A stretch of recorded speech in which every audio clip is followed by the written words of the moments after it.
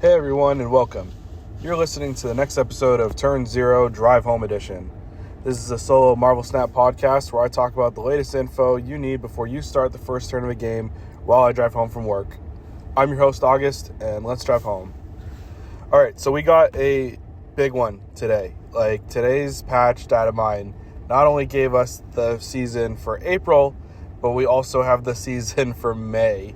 So we're going to have 16 new cards to look at. The April season seems to be a kind of continuation off of March. Sometimes we get this where we have two seasons back-to-back that share a theme. April looks to be more of the Horseman of Apocalypse stuff, while May is our long-awaited Daredevil season. Anyone that's been paying attention to the data mines has seen these titles referencing Daredevil characters. Now we finally get the season that they're bringing. So we're going to just dive into this.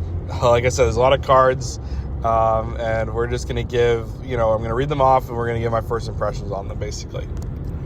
Okay, so starting off is Strife. Strife is a 3/7 objective. Play 3 on-reveal cards, and then you get to use the highest cost on-reveal in your hand. So this is the Season Pass card. Those of you that have been looking into data mines for a while now will recognize Strife. He's been around just in the code for ages. He had another effect before and different stat line. There's a whole bunch of these cards, less and less as Snap goes on, but have been in the data mine since the beta days that just never got used for one reason or another. And when they finally get around to them, they get a new ability. So that's Strife. His objective seems actually pretty good. If I'm not mistaken, so this is all, it's hard to figure out exactly what to say for sure about an objective here. But from what I understand, it checks at the end of the turn. So every turn it checks and it goes, did you complete the objective or not? And it's yes, no. And then, yes, you did. Okay, here's the reward. So I don't believe that Strife needs to be on the board and then you need to play the 3 on reveals. It's just checking to see if you've played 3 on reveals that game. So you can set this up where you just do your regular Marvel Snap stuff, playing on reveals, and then later on, maybe as a final turn thing, you play Strife, and then it triggers at the end of the turn. And if you've sculpted your hand enough, and you know exactly what on reveal you're going to hit, especially if since it's going for the highest one. It's like a better astral projection, but I'd have to see how this plays out to be sure. If Strife needs to be on the board to check first, if it needs to be here and then you play 3 on reveals, that's totally different. Very different of a card if it's that way. All right, next up is the Techno Organic Virus. It's a 1-cost skill. On reveal, copy this card to your hand with +2 cost. Infect your other cards here. So let me break this part down before we go into what it actually does. So there was a couple champion skills that did this from Champions Arena, or Grand Arena, sorry, where you would play the skill and then it would return to your hand with a higher cost. They do this so that you can repeatedly use the same skill, but it balances out by making it cost more each time so that you can't just continuously spam it.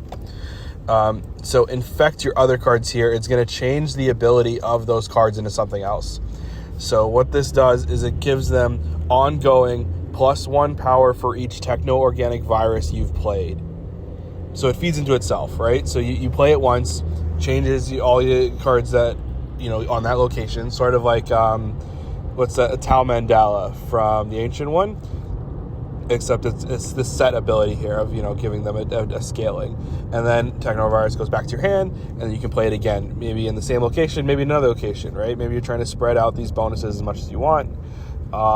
Either way, the more times you play the virus itself, the stronger the whole board becomes. It's interesting.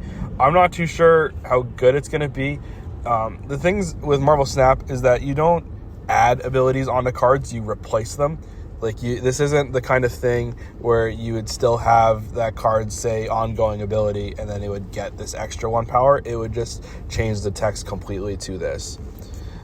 So the only things I could see this being used for are things that their text doesn't matter anymore.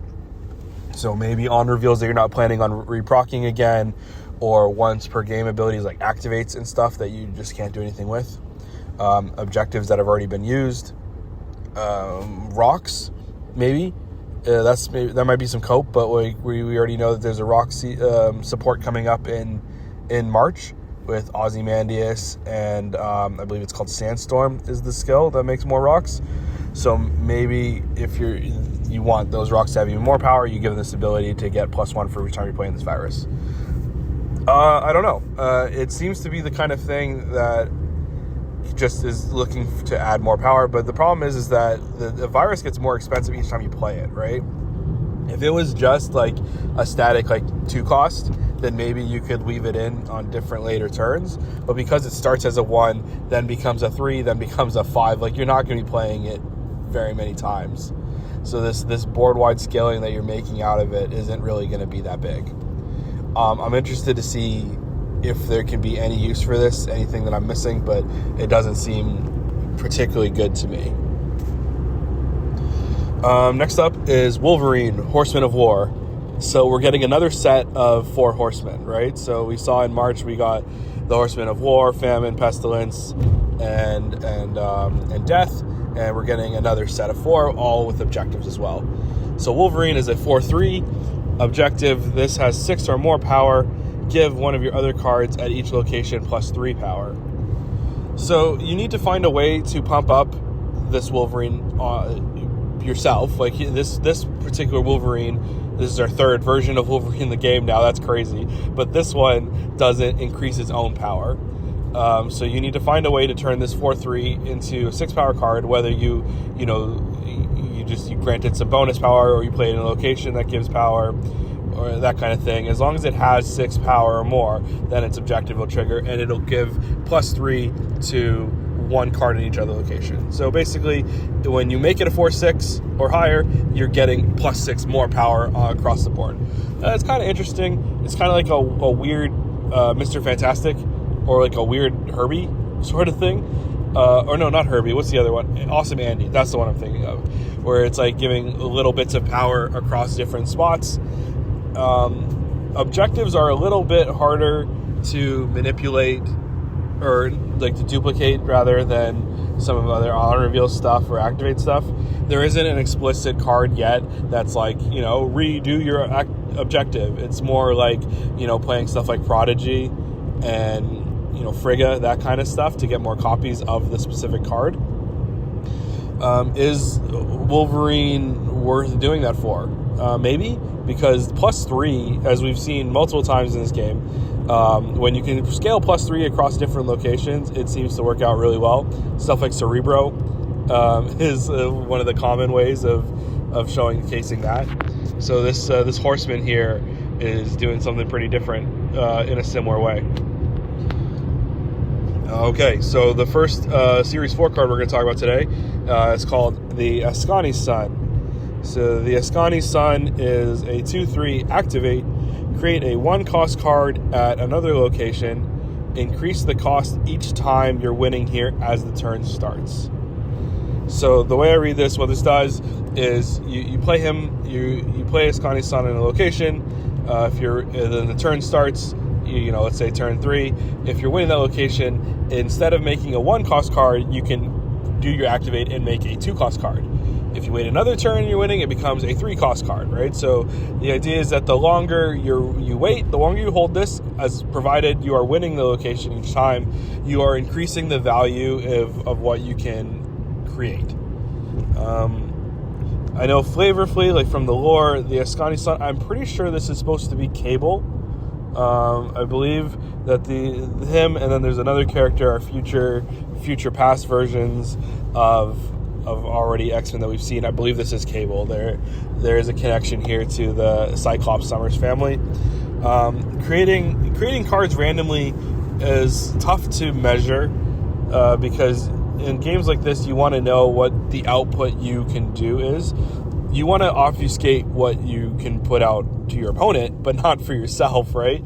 You want to know when you click this activate button exactly what it's going to do. And since you're creating a random card, even if you know the cost of it, there's still lots of cards in each cost that it could randomly pop out and be. Some of them even detrimental, right?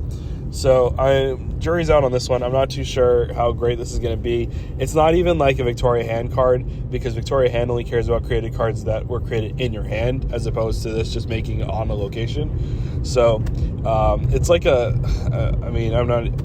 Mockingbird likes this, but when's the last time we've cared about trying to fill up a board for Mockingbird, right?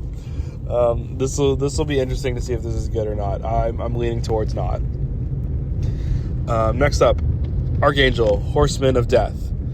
I know a lot of people were wondering when we saw the March season for the Horseman of the Apocalypse, like, how could we not include Archangel? Archangel's like one of the more prominent ones. Well, here he is. So, Archangel, 2/3, objective. Your cards are destroyed 4 times, and that gives you resurrect 1 here with +4 power. So again, this is going to come down to how objective works. If Archangel needs to be on the board and then you destroy 4 cards, not great at all. I'm pretty sure that's not the case, though. I'm pretty sure that just based off of data mines and based off of other data miners looking deeper into the code here, that the objective should be checking before that it's played, right? It just wants to know if you've accomplished this task. So this is like a kind of destroy deck kind of card. This will count things like Deadpool and X-23 and Wolverine, like they are being destroyed. What it won't do is resurrect one of them. So you need to have something actually in the destroyed pile to come back out. But that means if you have it in your typical destroy deck, you can still work towards the objective by destroying Deadpool over and over again. You could do something crazy with like fire hair decks, like to destroy cards multiple times to reproc their abilities, usually capping off with some kind of venom to destroy a bunch of stuff. So Archangel would be useful in bringing back one of those things that have been destroyed from multiple procs. It's also giving it +4 power, which is not insignificant. I think that there could be a cook here for this. This one seems like the kind of card that I don't know if it's exactly a missing piece, but it fills a niche that I don't know if we needed, or we didn't know we needed, but it actually works out pretty well. Polaris, Horseman of Pestilence. Polaris is a 2/2 objective. Cards in play are afflicted with -5 power. Put a card from your hand here. So this one's a little easier to understand. As long as there's any kind of affliction happening that totals up to -5 power, you're going to get the objective completed. So a simple hazmat that'll hit the whole board, or something like Cassandra Nova or Dragon of the Moon that have stolen power before they're even played on the board. Once they're there, they're going to contribute to this. There is also some other, I believe it's Selene from March, that has to do with afflicting power and is an objective. It's either Selene or Caliban. I actually don't remember. I should have checked first, but I'm kind of just reading these cards as I'm going. But yeah, so there could be some synergy there. The odd thing is the payoff, in my opinion. It's playing an extra card, which is useful. It's energy cheat. It's a way to bring out more power, but it doesn't really seem like the kind of thing that affliction decks need. Like I would think it would be a proper objective complete reward would be something like, further increasing that affliction, kind of like Diamondback, or spreading it out more. But playing another card, I guess, if you know exactly what it's going to be, like if you're playing low cost stuff and you can sculpt out your hand so you only have 1 or 2 targets to hit, this could be a way to get out a quick Ajax without having to pay 5 energy. That's pretty good. It's been a while since we've seen these kind of afflict Ajax, anti-venom, Luke Cage sort of deal. But this could be, this along with other objectives could be part of the thing that brings it back. We'll have to see. Moving right along here, the next Series 4 card, everything, unless I say so, they're all Series 5, right? So this one here is the other Series 4 that goes along with the game mode. This is Mother Ascani, which I'm pretty sure is supposed to be Hope Summers. Someone can let me know if I'm wrong. I'm still kind of reading through the lore as these new seasons pop up. I want to try and stay ahead of what's coming out so I know what to talk about. But yeah, so Mother Ascani, 4/4 on reveal. Give the leftmost card in your hand +2 power and -1 cost, and then copy it. So when I started reading this, I was like, okay, this is a very familiar ability. This is basically Majestic Wingbeat, right? So we just got that in January. It's a skill. It always does the +2 power, but it only gives the -1 cost if it's over, I think it's 5 cost. Mother Ascani will just do it no matter what. So your leftmost card is going to be hit with basically a shocker ability and a +2, right? So it's going to be cheaper and stronger. And that alone would have been, okay, that's a Series 4 card. In my opinion, that works out. Like, I could see some use cases. But then it copies it. So now you have 2 of them in your hand. Like, that's crazy to me. That's, like, we were just talking about Ascani's Son being weird with the way that it makes a created card. This is the kind of stuff that you want to make, how you want to make a created card. You want it to be something that you can reduce the cost of, something that you know exactly what it is, something you're hiding from your opponent, and it's made in hand, so Victorian Hand can buff this even more. I'm really excited about this one. Rounding out this season here is Storm, Horseman of Famine. So this is a 3/2 objective, end 2 turns in a row with unspent energy. Give your other cards here and in your hand +2 power. So we're currently in a meta game where you want to be skipping turns and not spending energy, unspent energy, right? With Star-Lord, Master of the Sun. I can't imagine that card will remain unchanged and this meta will remain unchanged for these many months. Like, this is an April card, right? We're still in February. But nevertheless, I don't even know if this is the kind of thing that Star-Lord decks want, right? Like, it's just extra power. Like, that's all you're getting out of this objective. Sure, it's an objective that you can meet easily because you're already doing it, but when do you even have time to play this Storm? Like, this is a 3 cost, and if you're having unspent energy, you want to do it, off curve, but we want to play Star-Lord on turn 4. This is just messy, right? I'm not sure what they're going for here exactly. I'm not entirely sure why this is the way it is. I guess they're thinking it's support for high evolutionary decks, but that seems to be completely supplanted by Star-Lord now. So I would hope that this gets some kind of change or tweak before we see it. If not, this one doesn't seem very exciting to me at all. So that was the 8 cards for April. That's the April season of like this X-Men Apocalypse sort of style that we're getting here, and it's going to close off this 2-parter, March and April. I think overall is like as an introduction to objectives, I think it's very interesting. I think they've kind of swept the gambit on a bunch of different ones, different styles of how to make it happen. I'm intrigued on what this keyword's going to go in this launch. It feels like they've learned from the mistake of Activate, where Activate came out and it was really lackluster and really didn't get support until like months later when we got that whole Activate season. Now we're getting a objective season, and we're getting 2 right off the bat. So that's going to be, I believe it's 10 objective cards, 4 Horsemen on each season plus 2 season pass cards. So yeah, that's 10. We'll see how that goes, and I'll probably have a whole other episode dedicated just to objective itself. Maybe speculate on what cards could change into being objectives that we already have. But yeah, so let's go on to the next season. So this is the surprise to me. Like, I wasn't expecting to get 2 seasons of data mines today, but we did. So we're now looking forward to all the way to May. So this is quite a few months out. This is the Daredevil season. It seems to be based around the Shadowlands era of comics. So let's just go right into it. So we start off with Shadowlands Daredevil. He's a 2/2 on reveal. Shuffle 3 demons into your deck. When you draw a card with 6 or more power, +2 power. So refresher, demons are those 1/6 guys that the hood makes.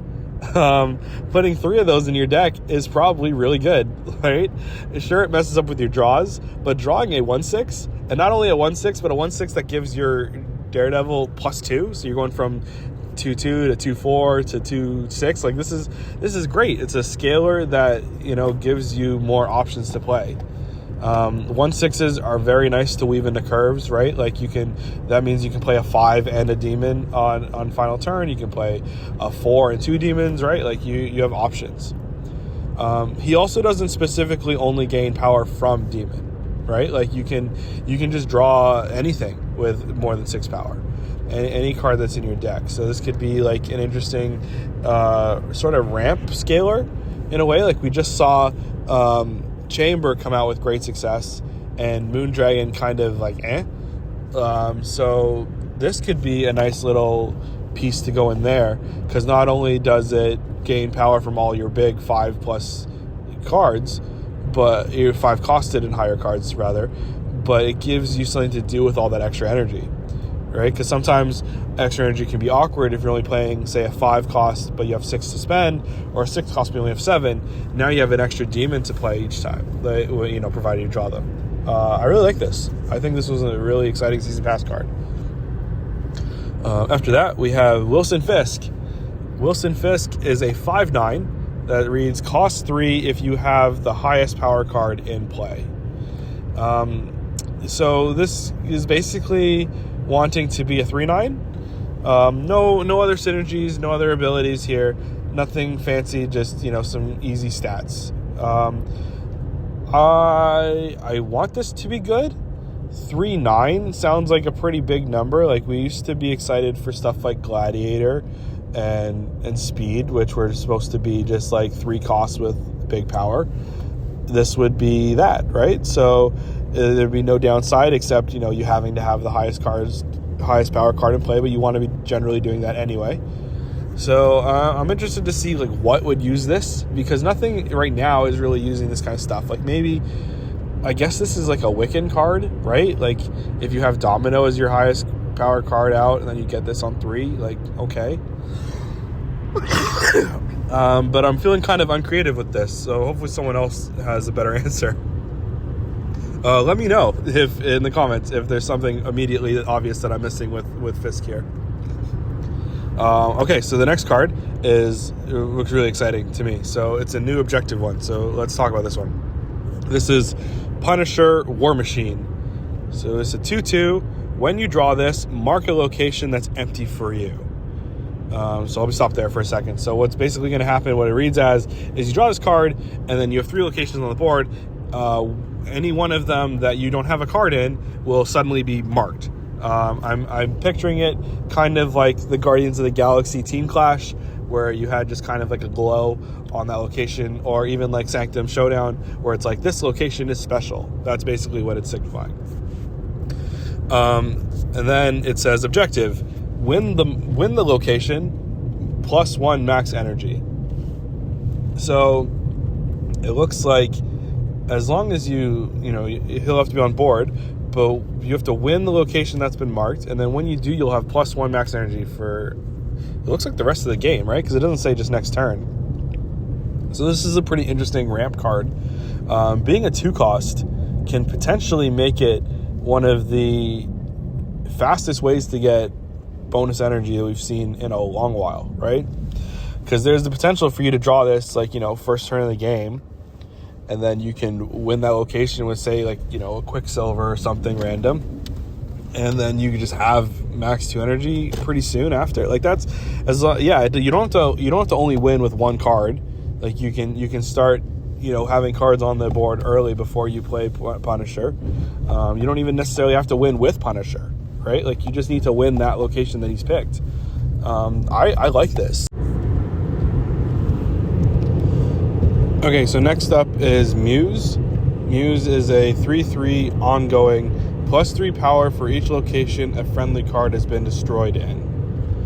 Okay, so this seems pretty good to me for destroy payoff, because it's an ongoing. So it's like Morbius. So it doesn't have to be on the board when the destroys happen. You can just play it later and reap all the benefits. So you'll have a 3/12. That seems really good for what it's asking. Destroying something in each location is as simple as just using Killmonger on Squirrel Girl. It does have to be destroying your own cards, so it's not going to work if you destroy your opponent's cards. And it's a little different from like what typical destroy decks are asking you to do, because it doesn't really care about the amount of destroys you're doing, just the location that they were destroyed in. Also, like the way I'm reading it, I'm seeing that it would still count stuff like destroying Deadpool or X-23, because even though they don't stay in the destroyed pile, like you still did the act of destroying them. So that works out pretty well. X-23 sounds pretty good too, because she jumps around to different locations, so that'd be pretty neat synergy there. Easier way to try and get off this effect with just like one card. It looks like they're trying to diversify like what destroy decks do. Like this could be the kind of thing that maybe could be partnered with like Phantom X or something, because like if you're looking to destroy in multiple locations, here's another big card that gets a payoff for that. Like Phantom X will wipe down your opponent's side with the flicks, and then you'll have this Muse as like a big lane winner somewhere. Like I like the idea. We'll have to see how it turns out, but this seems like pretty decent to me. After that is our next game mode Series 4 card. So this is Ikari. Ikari is a 4/12. You can only play this where an enemy is afflicted with negative power. So this, I actually kind of like this as well. Like 4/12 is pretty big. Like we're used to kind of like 4/10 is kind of like where the upper end of fours is. And a 4/12 with no downside is interesting to see into the game. It has a condition that prevents you from playing it, but that's not necessarily a downside. It just means you need to get your synergies happening before you can do it. It's like Cull Obsidian, right? Flavorfully, I think this is pretty neat of a character to pull from. He's like one of those. He's not like one of the hand ninjas, but he's dressed in the same way. Like he's not the guy from the TV show. Like he's not that guy. But I'm pretty sure, I'd have to double check, but I'm pretty sure this is like one of Daredevil's like adversaries that dressed like him and pretended to be blind to get like the upper hand on him. So like Daredevil, there was this cool scene in the comics where Daredevil thought he was fighting someone that was like him. So he turned on the sprinklers in the room they were in, and because of all the rain, like, you know, with all the water dropping around everywhere, he couldn't see where anything was. But then Ikari just comes up to him and is like, yeah, I'm not blind, and just beats the crap out of him. So it's a cool, like, deep cut kind of character to pull from. I'm excited to see it. As for like the impact it's going to have in the game proper, I think 4/12 is an interesting number when you consider that if you're in afflict strategies and like afflict decks, you don't really need to be like super big to win a lane, because the point is you're trying to make them lower. So 12 is definitely the kind of like big number that should win it. Like if you look at stuff like Ajax, like the point of Ajax isn't to be like 530, it's to be big in a location where there's a lot of affliction, and Ikari does the same job for a lower cost. After Ikari is the next S5 card. It is Lady Bullseye. So Lady Bullseye is a 2/2. On reveal, afflict an enemy card with -2. Repeat this for each of your unspent energy to a different enemy. So this is going to be one of those ways that you can enable Ikari that we were just talking about. But I think it's an interesting kind of twist on the hazmat type of card. Like the idea that you're spreading out multiple afflictions across different locations. This one, you are limited to only -2 on like a certain amount of enemies and not doubling up on them. Like you can't hit multiple enemies with this. So it's not like Marrow. But it's the -2 also comes at a cheaper cost. Like Lady Bullseye herself will only cost 2. When we look at stuff like Hazmat costing 3, like you wonder like what exactly you need for the cost to work out for this. Hazmat is good because it just hits everything no matter what, but maybe you don't need that many and it'd just be easier to play something cheaper. I don't know. So we'll have to see where this one might land. I think it's just going to be the kind of card where it's exactly that. Like you're comparing, you know, how cheap of an affliction do I need versus how much affliction do I need. All right, we're down to our last week of new cards. So here we go. Last Series 5 card we're going to talk about today is a surprising one, in my opinion. I wouldn't expect Flavor Fleet them to make this kind of card, but this is Karen Page. So not a superhero, not, just no special anything, just a civilian character. So she is a 4/5 with on reveal, give a friendly 1, 2, and 3 cost character plus 2 power. So I'm reading this and I'm seeing that it's very restrictive, where it has to be a 1, 2, and 3. And Karen herself costs 4. So it's also only giving plus 2 power. So this is 6 power. So Karen Page effectively is a 4/11. But you have to have the right numbers on board, and realistically you need things that are going to want to be buffed, because just like a splash of 2 power isn't really doing much these days. Marvel Snap is kind of, over the last couple of months moved away from a meta game where we want to play generic points of power to focusing more on synergies and like how we can multiply the power that we're giving out. So I can see this being good for cards like Agony or Maverick, like stuff that wants to take the bonuses and pass them on to newer cards. But I can't think of many like 2-cost cards that fits under. Stuff like Clea and Sebastian Shaw, but those again are 1 and 3. I'm probably missing something very obvious. If I am, please let me know, because I want to know. I think Karen suffers from being too expensive. Like a 4-cost Visibility seems really rough. Like maybe this would be fine if it was 3 cost, but I'm not sure. Maybe I'm just completely undervaluing this. Okay, and our last card is a game mode card, so Series 4. This is Stick. Stick is a 4/3. On reveal, give the next card you play power equal to this card's power. So Stick is Daredevil's mentor, so this is a really cool card to see enter the game. But it's an interesting ability here, because it sounds a lot like as you read the text, you're going to see that it sounds a lot like Maverick, except this is an on reveal as opposed to Maverick's being an activate. And a lot of Maverick's strength came from being able to hold that power for the right moment, right?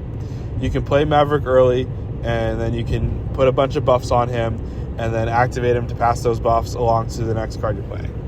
Stick can't do that, because since he's an on reveal, the next card you play will always get his ability. He's not going to be the kind of thing where you can pump more power into him to make the next thing stronger. The only way you can do that is with something like American Chavez hitting him on the top of the deck, or things that buff cards in your hand, like Gwenpool, right? With him being a 4-cost, though, you could do a kind of curve where you play Maverick into this to give you some extra power to then pass along again to a 3rd card, but that seems pretty weak. Being an on reveal, though, does mean that you can copy this a lot easier. Things like Wong will certainly add up the doubling here of the power that he gives out.